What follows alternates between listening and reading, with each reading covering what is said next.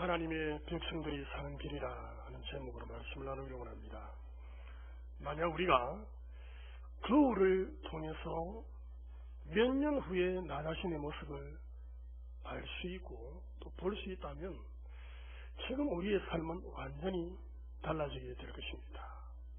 지금 고생을 많이 하고 있는 사람이 몇 년 후에 큰 영광을 누리고 또 부유한 삶을 살아가게 될 것이라 이것을 알게 되면요, 지금 당하는 고통과 지금 당하는 절망, 아픔 이런 것들을 잘 견딜 수 있을 것이라고 봅니다. 반면에 지금 경제적으로 풍족하게 살고 있는 사람이 몇 년 후에 사기꾼을 만나가지고 모든 재산을 다 잃어버리게 된다, 그렇게 생각한다면, 그렇게 알 수 있다면 지금 철저하게 사기를 당하지 않도록 미리 예방할 것입니다. 그러나 사람은 자신의 미래를 볼 수 있는 능력이 없고 미래를 볼 수 있는 안목이 없기 때문에 자신의 삶을 바꿀 생각을 하지 않는 거예요. 그런데 우리 성도들이 앞으로 나 자신의 모습을 볼 수 있는 도구가 있습니다. 그 도구가 뭔가니까 하나님의 말씀입니다.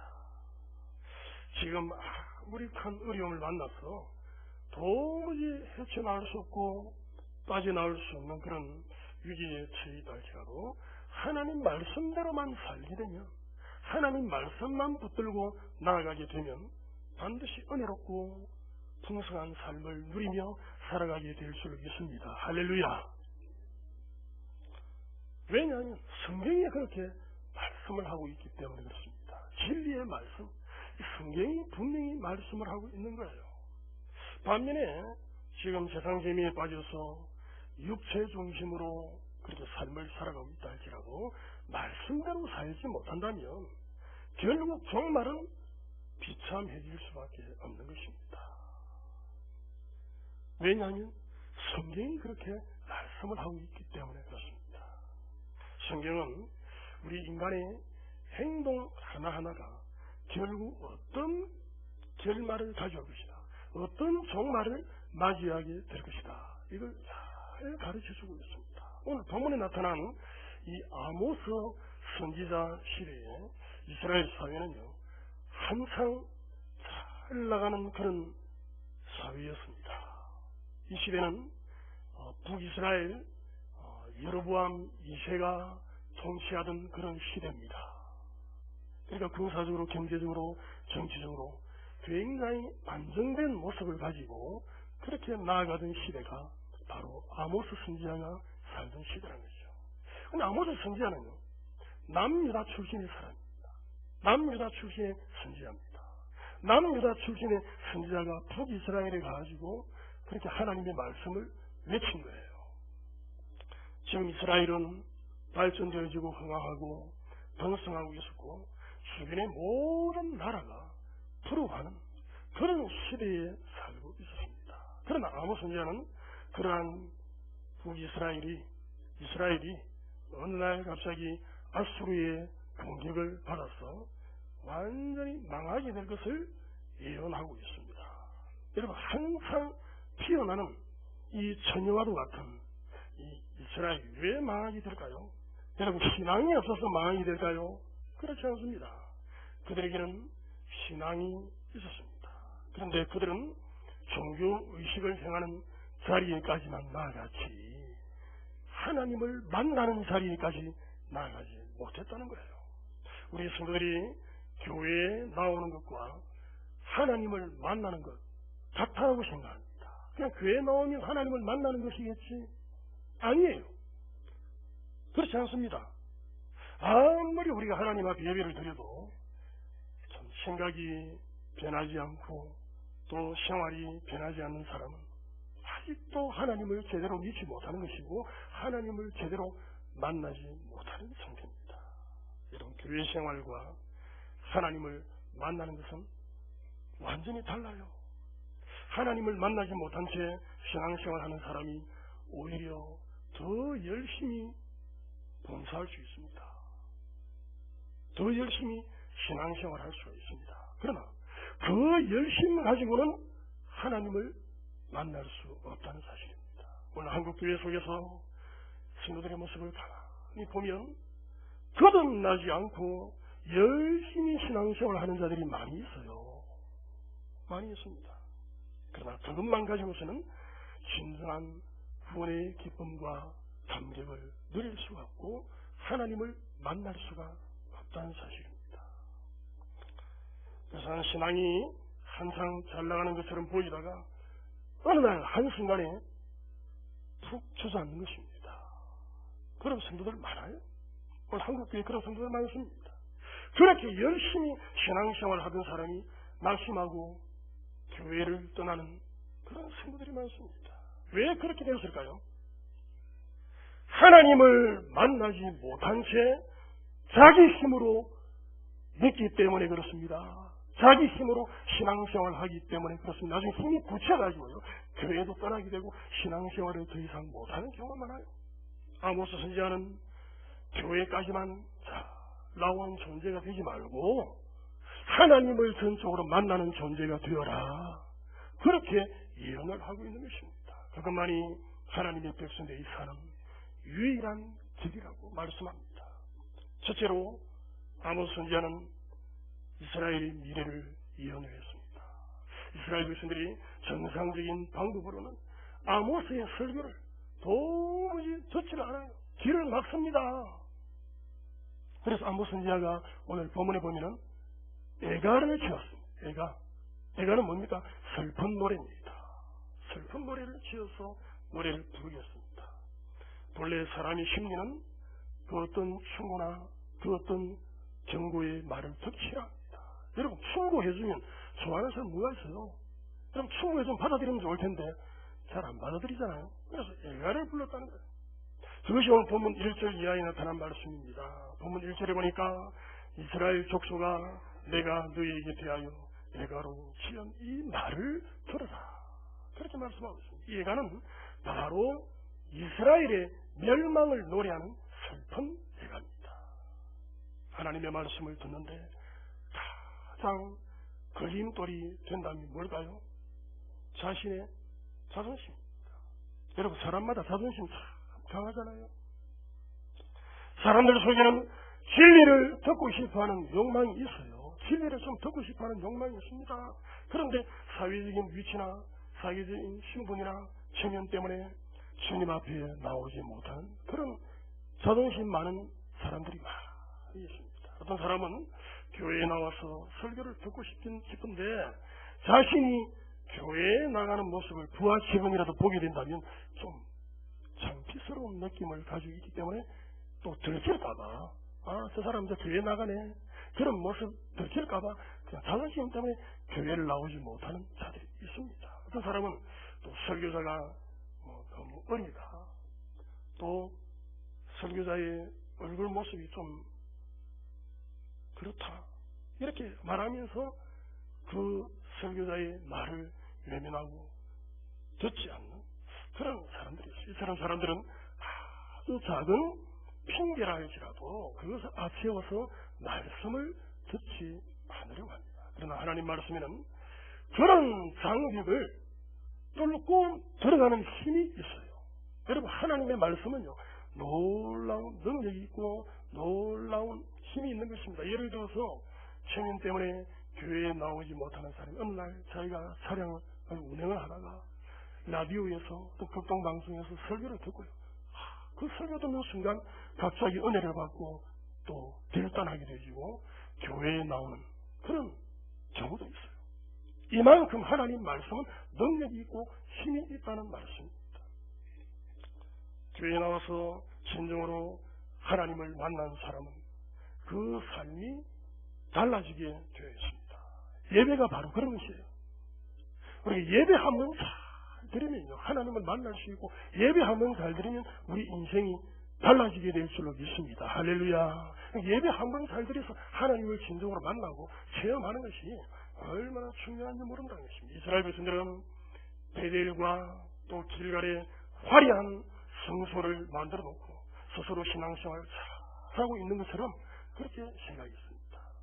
이스라엘 백성들은 아모스의 설교를 듣지 않으려고 뒤를 틀어막았지만 아무런 소용이 없었습니다.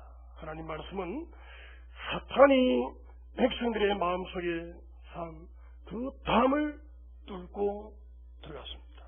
이스라엘 백성들이 망한 것은 말씀을 듣지 못해서 망한 것이 아니에요. 들려지는 하나님 말씀에 대해서 무시하고 귀를 막았기 때문에 그렇다는 것입니다. 업신여겼기 때문에 그렇다는 거예요. 아모스의 노래 가사는 어떤 것입니까? 오늘 본문에 보니까 처녀 이스라엘이 엎드려졌으며 다시 일어나지 못하리로다. 자기 땅에 던지음이여 일으킬 자가 없으리로다 라는 노래 가사였습니다. 여러분, 한창 때에 그 처녀의 모습, 여러분들도 처녀 때가 있었지요. 처녀의 모습이 얼마나 예쁘고 아름다운지 몰라요. 한창 때 20대 초반에 여러분 얼마나 참 아름답게 보입니까? 그런데 그 처녀가 어느 날 갑자기 쓰러지더니 다시 일어나지 못하고 죽어버렸다는 사실입니다. 이것이 무슨 뜻입니까? 그 당시 이스라엘은 한창 자라 발전하고 성장하던 번영을 누리고 있던 그런 상황이었습니다. 백성들마다 미래희망찬 계획을 세우느라 정신이 없었습니다. 난 사업을 해서 이만큼 돈을 벌었는데 내년에 또 몇 퍼센트 더 성장시킬까? 난 새로운 사업에 또 투자를 할 거야. 나는 더 넓은 평수의 집으로 이사를 하게 될 거야. 이런 계획을 가지고 있었다는 것입니다. 그런데 그런 그들 앞에 아모스가 하는 말이 무엇입니까? 이제는 다 끝장났다는 것입니다. 끝났다는 것. 지금 그들이 보기에 한창 잘 나가고 있는 것 같지만 어느 날 갑자기 그 처녀가 쓰러지게 될 것이라 하는 것입니다. 오늘 본문 3절에 보니까 이스라엘 중에서 1000명이 행군에 나가던 성읍에는 100명만 남고 100명이 행군에 나가던 성읍에는 10명만 남으리라. 그런 말씀이 나타나고 있어요. 여러분, 처녀 이스라엘이 쓰러진다는 것은 그들의 인구가 10분의 1로 줄어든다는 뜻입니다. 이스라엘 백성들은 10분의 9가 죽임을 당하고 10%만 살아남을 것이라는 말씀이에요. 인구의 90%가 다 전멸하게 될 것이라는 것입니다. 그러나 나머지 10%는 그 전쟁이 얼마나 참혹입니까? 그들이 얼마나 비참하게 멸망했는지를 알릴 정의로 하나님께서 남겨놓으실 것이라는 것입니다. 그 남겨놓는 그 자들도요, 결국 다 포로로 끌려가게 될 자들입니다. 이것은 불과 몇 년 후에 이루어질 이스라엘 백성들의 모습입니다. 불과 몇 년 후에 이런 일이 일어날 거예요. 이 말씀이 사실이라면 그들은 결코 가만히 앉아있을 수가 없는 거예요. 하나님께서 아무리 비응수의 말씀을 하시고 책망의 말씀을 하신다 해도 여러분 그렇게 말씀하고 있는 동안에 그때가 소망의 때입니다. 그때가 바로 기회가 있는 때입니다. 그들은 하나님 말씀이 들리고 있는 동안 진정으로 회개하고 돌아와야 되는 거예요. 회개하고 돌아와야 됩니다. 하나님은 공의로운 분이시지만 회개하는 자에게 은혜를 베푸시는 분이십니다. 할렐루야. 넌 이제 끝났어. 그렇게 말씀하셔도 하나님 앞에서 눈물을 흘리고 회개하고 돌이킬 때 하나님께서 다시 한 번 더 기회를 주시고 소망을 주시는 우리 좋으신 하나님이시라 하는 것입니다. 그런데 망할 자들은 어떻게 답변합니까? 어떻게 반응합니까? 어차피 망하는데 너 죄나 실컷 짓다가 그냥 망하자 그런 식으로 말하는 거예요.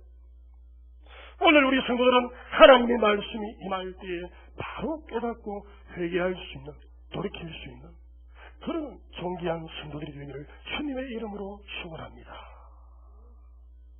둘째로 아모스 선지자는 이스라엘 백성들이 사는 길을 제시를 했어요.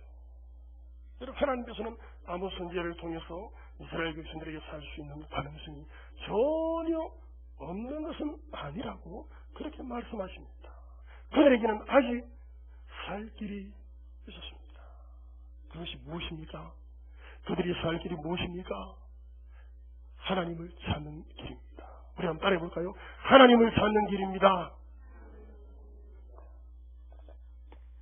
여러분, 하나님을 찾는 길이에요. 그것만이 살 길입니다. 오늘 본문 4절에 보니까 여호와께서 이스라엘 족속에게 이와 같이 말씀하시기를 너희는 나를 찾으라. 그리하면 살리라. 할렐루야.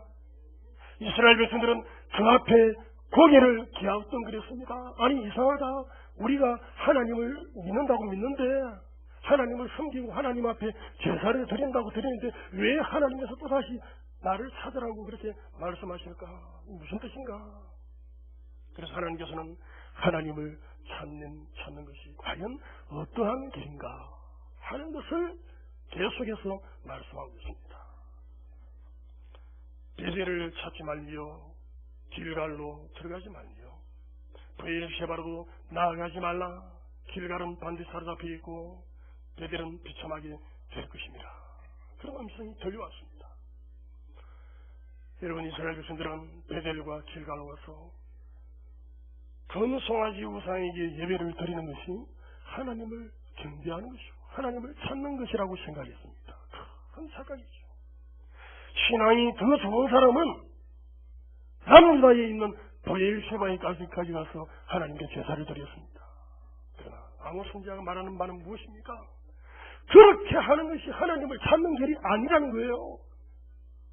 그 자체가 베델에 가서 길갈에 가서 브엘셰바에 가서 하나님께 예배를 드리고 제사를 드리는 자체가 하나님을 찾는 것이 아니라, 여러분, 하나님을 찾는다는 것은 무엇입니까?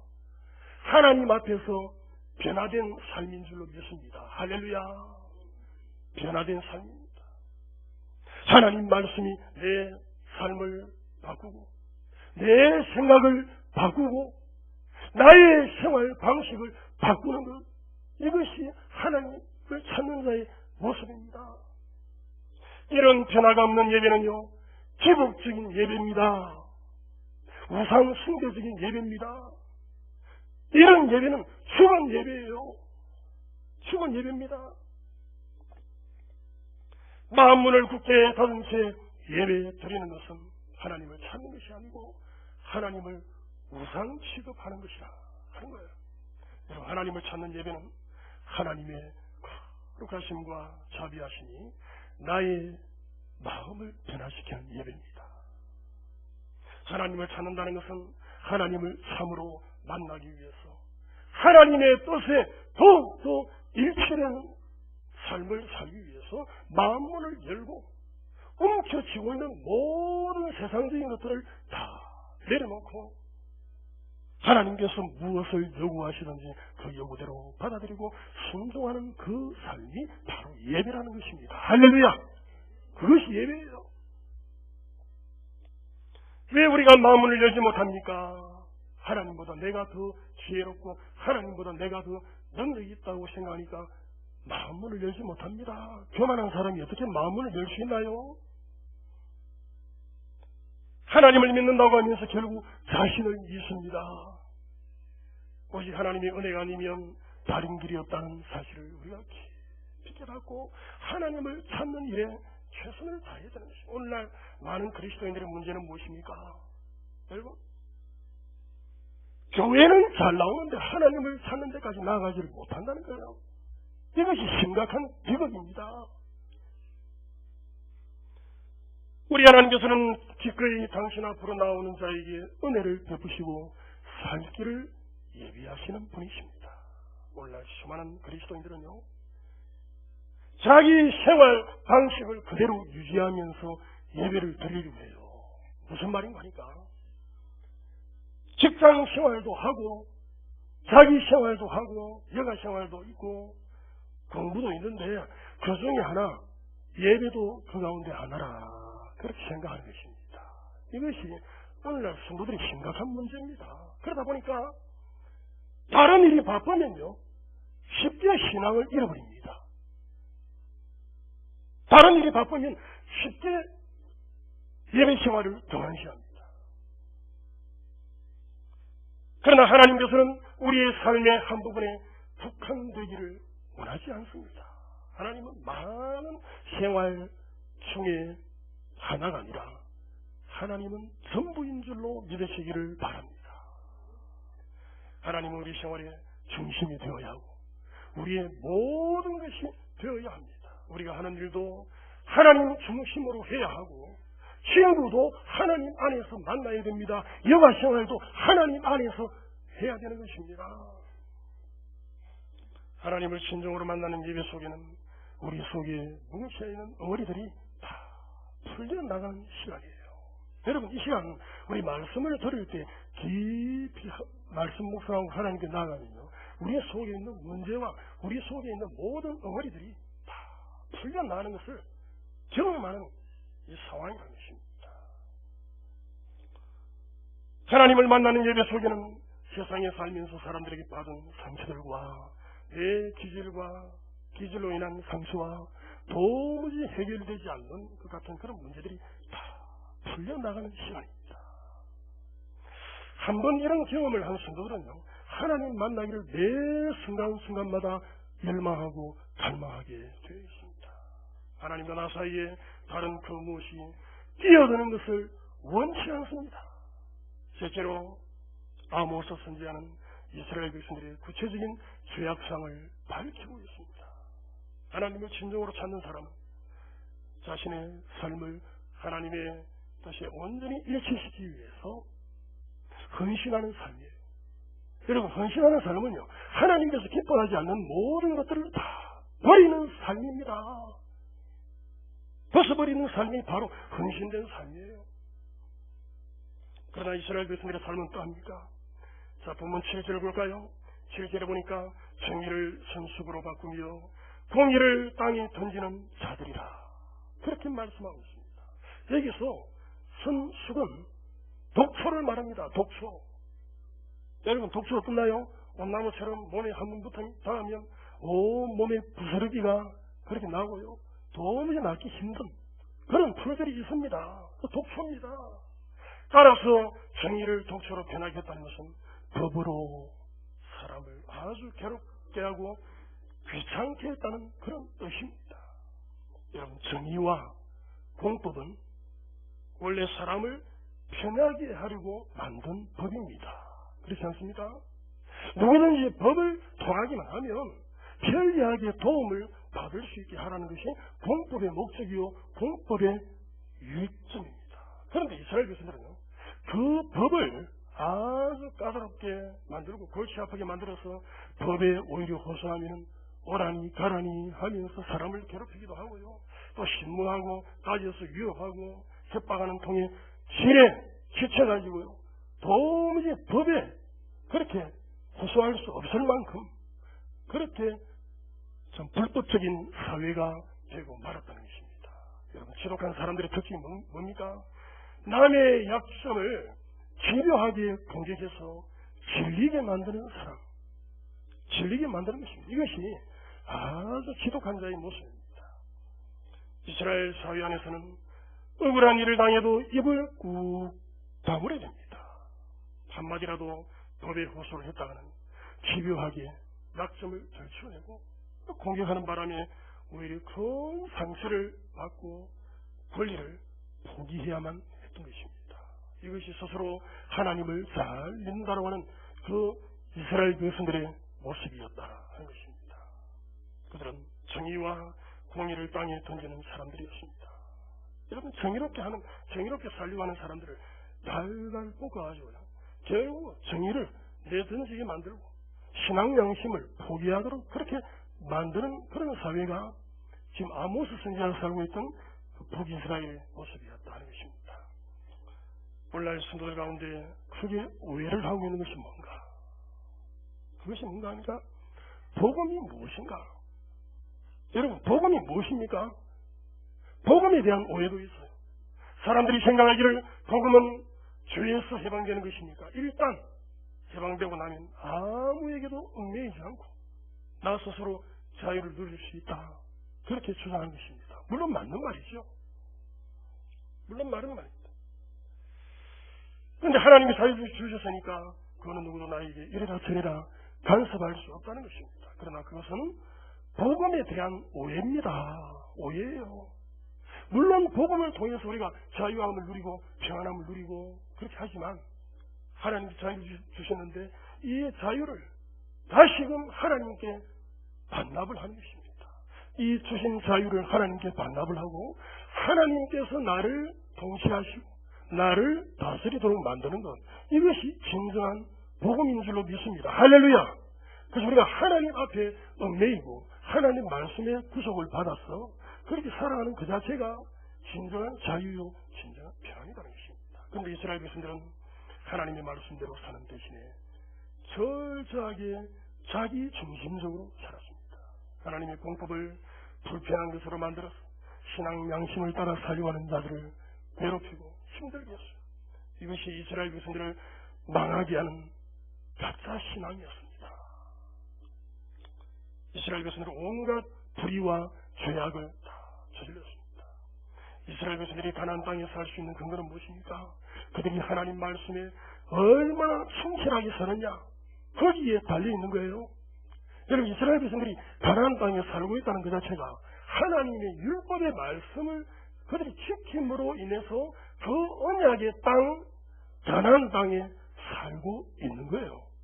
그런데 그들이 율법을 저버리고 하나님 말씀을 외면할 때에 그들이 더 이상 가나안 땅에 살 수 있는 이유가 없는 것입니다. 그래서 아수르를 통해서 북이스라엘이 망하게 되어졌다는 거예요. 마찬가지로 오늘 우리 성도들에게 있어서 이 세상에서 풍성하게 살 수 있는 근거가 뭔가? 그것은 바로 하나님의 말씀입니다. 하나님 말씀이에요. 우리가 하나님 말씀을 바로 순종하고 지켜야지, 하나님 말씀을 외면하고 그렇게 내 마음대로 나아갈 때에 우리가 이 땅에서 하나님의 백성으로서의 살 의미가 이미 상실되어져 버렸다는 것입니다. 하나님의 율례의 말씀이 우리를 떠나게 되어질 때 우리는 더 이상 이 땅 가운데서 하나님의 백성의 그런 의무, 그런 은혜를 상실해버리고 살아가고 있다는 거예요. 따라서 우리 성도들은 그 어떤 일이 있다고 할지라도 우리에게 주신 하나님 말씀을 잃어버리지 마시길 바랍니다. 율법의 말씀을 형식적으로 우리가 지킬 것이 아니고 내 마음속에 성령께 주시는 놀라운 은혜와 감격으로 지킬 때에 하나님께서 우리의 마음을 붙드시고 인도하시고 지켜주실 줄로 믿습니다. 할렐루야. 우리 성도들이 교회에서 봉사하고 있지만 마음에 진정한 기쁨이 없나요? 힘들게 숨기고 봉사하는데 알아주는 사람도 없습니까? 목사도 알아주지 않는다라고 그렇게 생각하십니까?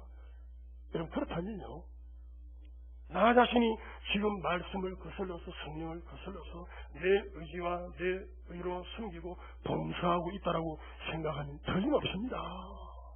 오직 하나님 앞에서 감당해야 됩니다. 하나님만 바라보고 사역을 해야 되는 거예요. 그 어떤 사람이 알아주지 않는다고 그렇게 힘들어하고 실망하고 낙심해서는 안 된다는 거예요.